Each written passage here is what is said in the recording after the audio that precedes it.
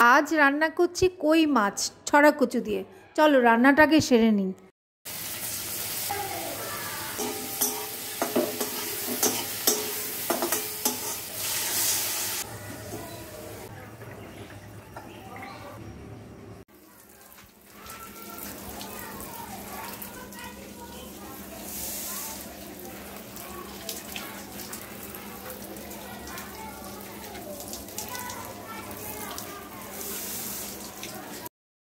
এগুলো পাথরকুচি গাছ, দেখতে ভারী সুন্দর।